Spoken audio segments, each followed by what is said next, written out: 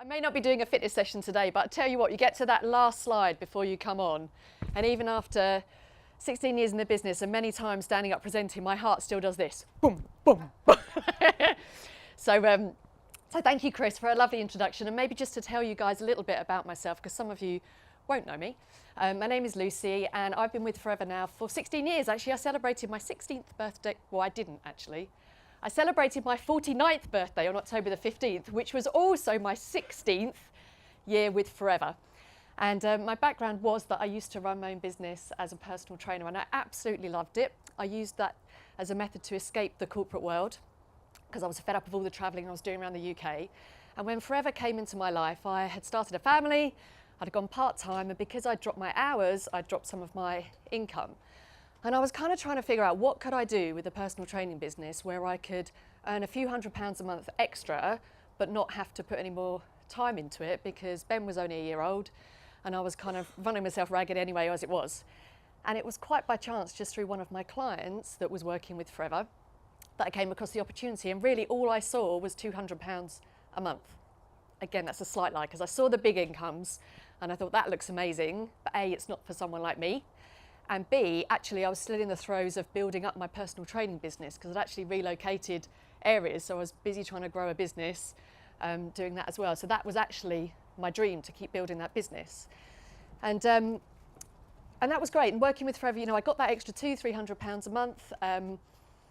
After a few months I got to supervisor. I was quite scared of talking to people. This didn't faze me. I was quite used to presenting, as you can imagine, teaching their class and in my old corporate world, but actually speaking to somebody about a product, let alone the business, really filled me with fear. And in fact, I went over to the product centre earlier and they asked your ID, which I can just reel off. And I said, you know, that's because we used to have to phone up the orders. You couldn't do it online. So, you know, you remember your ID. And I used to be scared to phone up to place an order. So I was pretty rubbish. So where was I going with all of this? So I got to supervisor, mostly through some retail, and then I sat for a long time at supervisor. And this really was because my fear of picking up the phone and speaking to people was holding me back. But I think you get to a point in your Forever journey where you kind of just get really frustrated of saying you're going to achieve it and not, and that married up with the fact that I really needed it to work, because we were always sort of struggling for money, because at the end of every month I was just juggling finances, and as a PT there's always a limit on your income because there's only so many hours in the day. And again I was thinking, can I employ people, and trying to grow it that way, and I thought, what am I doing? There's a business model here that works, why don't I utilise that business?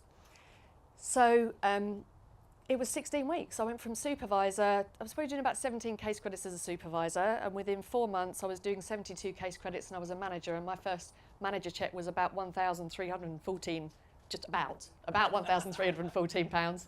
I used to remember the pence, but I can't anymore. And that's really when everything changed. But I cannot tell you the importance of consistency, because one of the reasons why I didn't get to manager is because I was doing enough for it to be uncomfortable, making enough calls that I was doing something, but never enough to get that plane off the runway. And what I'm going to show you are some prospecting methods and how to bring it together. But I wanted to tell you that little story because actually I got to manager on my who do you know list. I remember sitting, thank you. It works! And I remember sitting, is this on? Not on, it's on. She said to me, you're going to jump around, isn't it? I'll try not to. I remember sitting in my first planning meeting, and I went actually with a reasonable list, because I had all my clients. I had an Outlook list on my email, you know, from people that I'd worked with over the years, but I was actually too scared to talk to any of them. So I had a big list, but just wouldn't speak to any of them. And so I committed to speaking to 15 people a week. My goal was actually to book 10 business sort of presentations with people each week, and invariably quite a few would cancel.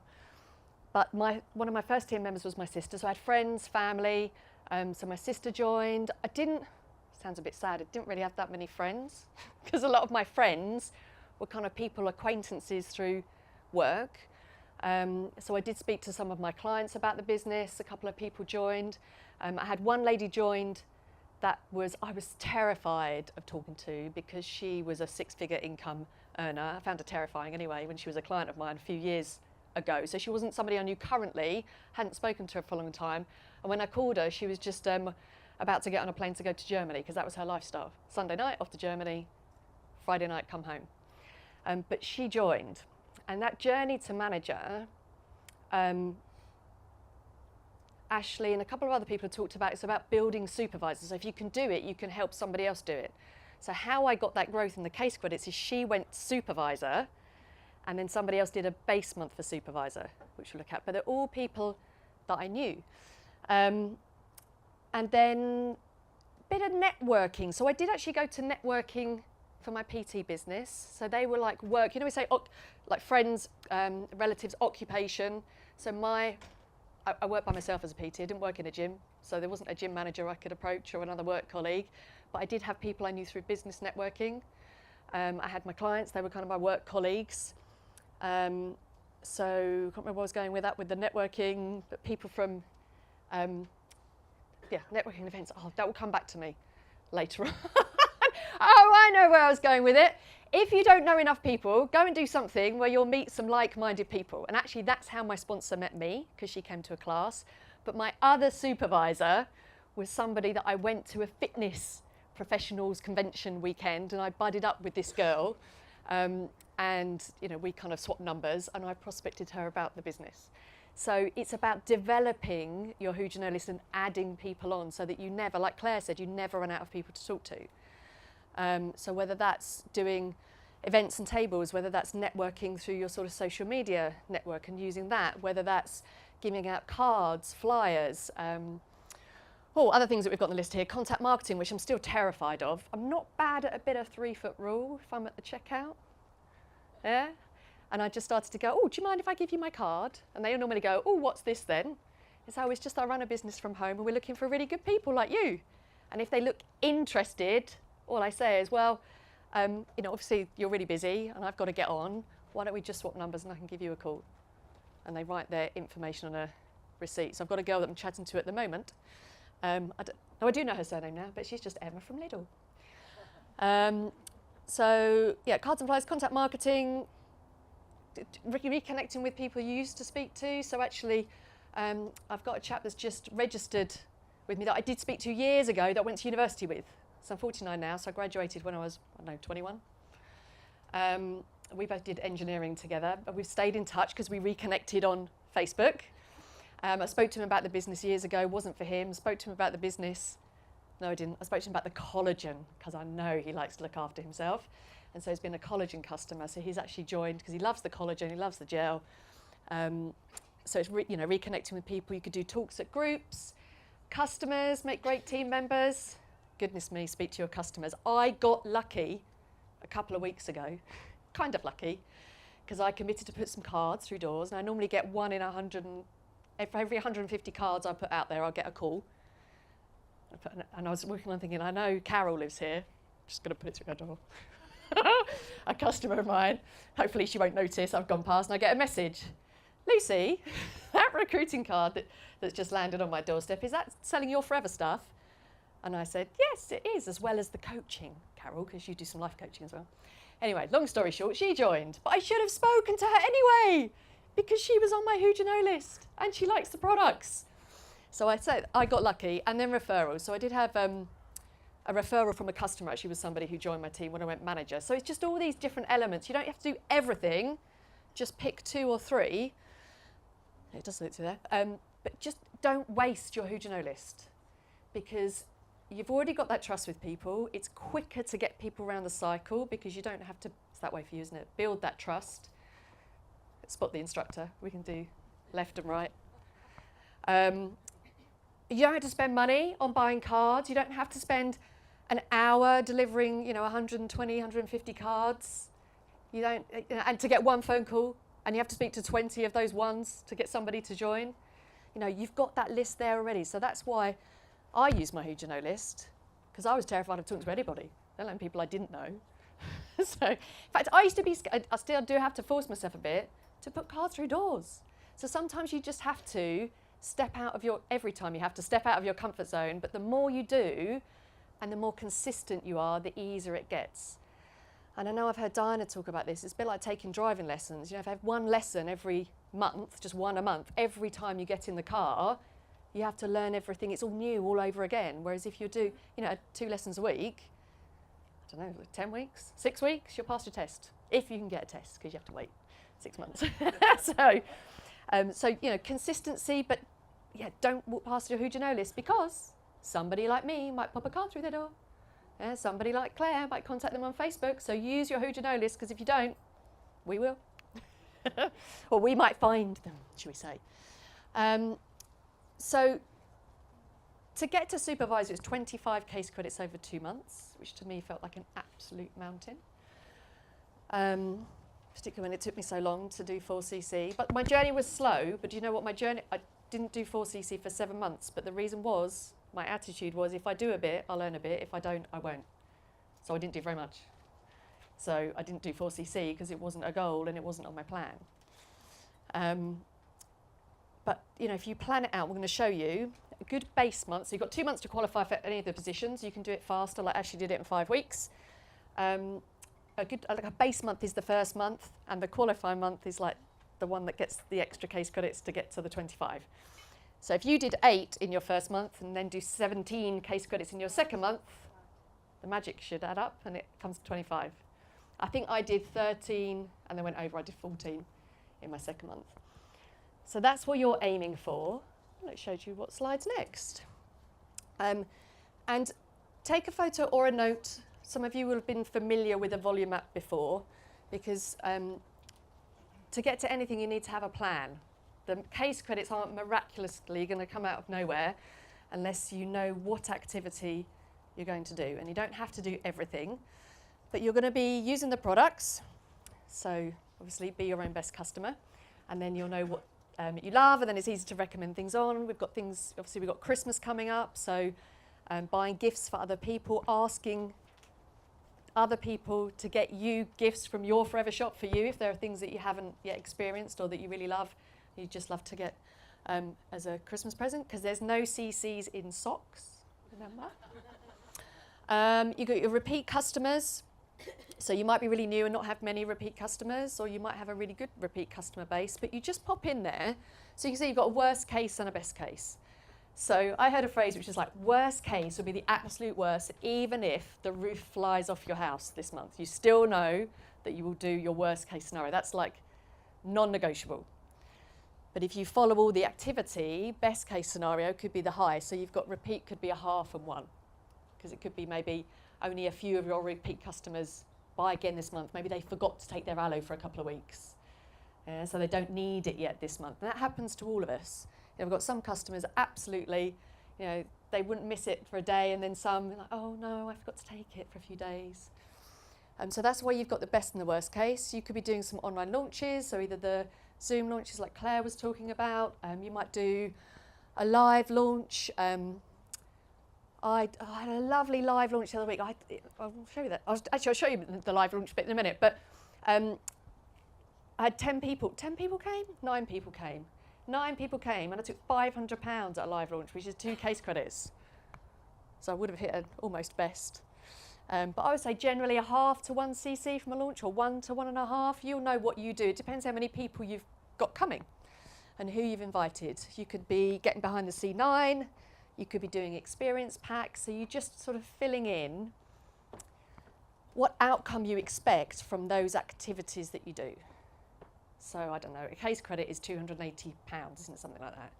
So if you think that from one experience pack you'd only get £28 per person, which is like a propolis cream and a deodorant and a lip balm, and you did that 10 times in the month, you get 1 cc, because 10 28s is 1. So your sponsor will help you with, roughly what the activities will give you. What I do know is if you say you do a live launch and then you don't do it, or if nobody turns up and you don't book in another one to replace the one that didn't happen, you're not going to end up with your worst case. And the other thing I know, because I've done this, is that you write your volume map at the beginning of the month, like a good student, and then you don't look at it for the whole month. And then you get to the end of the month and think, well, how did I only end up on 1.5? Or 2 days before the end of the month, oh my goodness, I've got 3 case credits to go to hit my goal. So it should be a working plan. But then on top of that, you've got your prospecting. So, do you know, I haven't even looked at how much time I've got. Will you flash me? Edit that off the recording. So, with your sponsoring, how many people do you want to recruit? Do you need to recruit to achieve your goal for that month?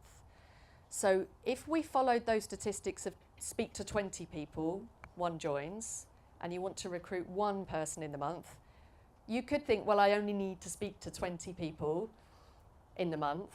But the reality is it can take a while for people to get round the cycle.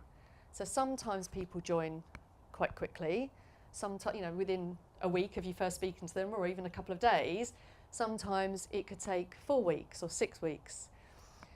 So, so it's knowing your numbers again, like Diana talked about, whether you're going to recruit 1 person, so that's 2 cc for their starter pack, or whether it's going to be 3 people. Yeah? And then you plan it down in a bit more detail. So you've got your goal, your why, what do I want? Let's say it's supervisor. We know to do that in November, so you need to do that by the end of December. November should be the base month, which is 8 to 10 cc. I'm going the wrong way. I reckon this way works better, doesn't it? The goal, supervisor. Base month for November, 8 to 10 cc. And we say, right, where's the 8 to 10 come from? Which is this. Yeah, you probably fall somewhere in the middle, so we've got 7 to 16. And then, because a month is a long time, it's about just having a weekly to-do list, which we call the 7-day plan. So on your 7-day plan, you've got those in your first steps to manager. So you've got one that looks pretty much like this, and a blank one. So you can print out some extra sheets. You're just writing down what you said on the volume map that you need to do this week to make it happen. So if you're going to do 4 experience packs in the month, how many are going out this week and who are they going to? Who do you need to speak to this week to get them out next week? If you're doing 2 launches, what dates are they? And does that need to go on this week? You know, if you're doing a launch next week, you need to be inviting people this week, so that goes on the retail. So the retail's here on the right, so we're kind of going backwards to come forwards.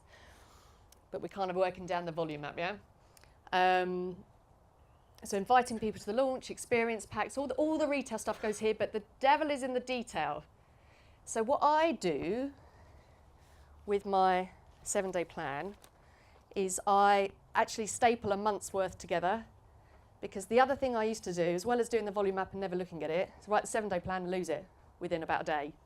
So I do find that having four of them together does make it easier not to lose, but also if I'm trying to get hold of a prospect, say, and I've tried them on Monday and I try them again on Wednesday and then a couple of times on Thursday, I'll take their name off this week and then turn the page over and put it on the following week.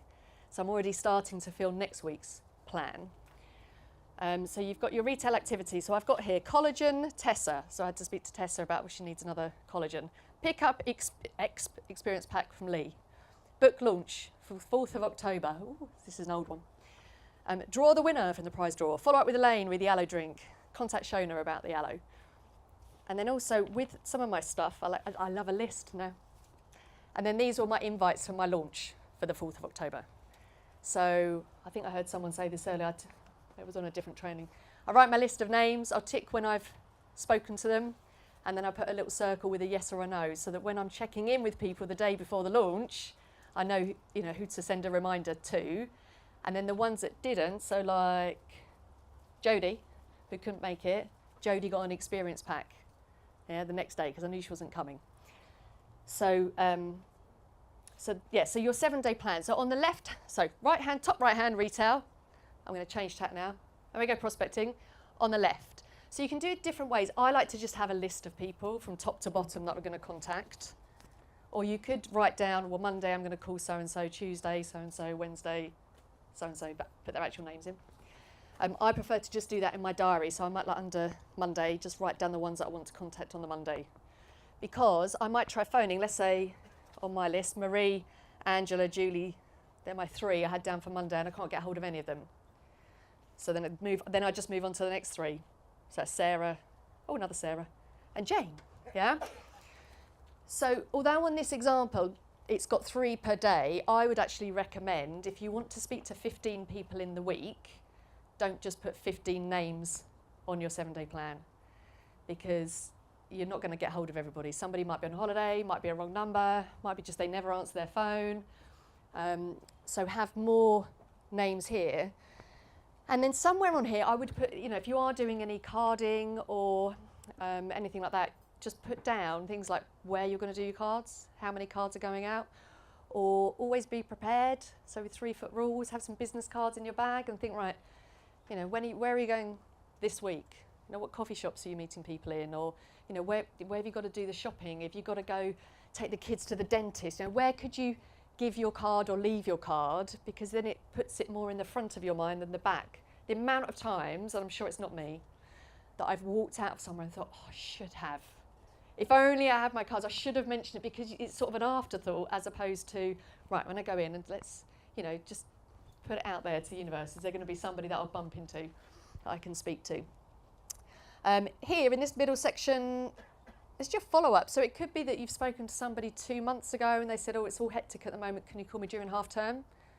And that happens to be next week, doesn't it? So they go in the follow-up there. It could be that you've sent a recorded business presentation and you know that you've got to follow up with them this week. So it's just trying to make sure that nothing falls through the net. And then at the bottom here are your training. So what audios are you listening to? Chris talked about Spotify, YouTube, Audible. There's so many things available. And I know Diana has sort of mentioned that some of our trainings, always have one mindset type thing on the go, to boost your mindset, whether it's your affirmations or some kind of book really to help strengthen your resilience. And also one more kind of hard skills. So whether that's, we have GoPro, didn't we, on there, and Tom Barrett, Dare to Dream, Work to Win, something where you can learn some skills, or it could be you've got to catch up with the training. So don't be a training junkie, but just know what you need to do. And that goes on the bottom there. So training events, so if you've got a book, so I had on here, promote Supervisor Plus training. And Steve, who is here, was top of that list of people to promote the supervisor training to. So I'd use that as well for things that I need to do for some of the team. So time, I can't remember was it Chris mentioned time? Well, not quite time, as in the time. Like, because we're all busy. I haven't quite come to time yet. The other thing that your 7-day plan helps you with is being effective with your time. And sometimes when you're really busy, you can kind of think, oh, I know what I'm doing. I don't really need to write it all down. So but you can forget stuff. And I think whether you're working full time and you're doing forever alongside, or whether you're doing forever full time, you need to have some kind of 7-day plan. Because when I was really busy working full time, and I was doing this in the pockets of time, the 7-day plan helped me because I knew what I was doing in the pockets of time. But I thought, when I'm working this business full time, I'll be able to do so much more. But the times I don't have a 7-day plan, I get so much less done because I've got all this time. And so, I don't really know, I can just, do the washing now, and it just, you don't get as much done. You're so much more effective if you plan it out and have it all written down in one place. So that's my advice. The goal, supervisor, the base month, 8 to 12. The volume map, where's it coming from? And then the devil is in the detail with the 7-day plan and knowing what you're going to do every week. And do it on a Sunday, latest, Sunday night, so that you start Monday ready to go and in that right kind of mindset as well. So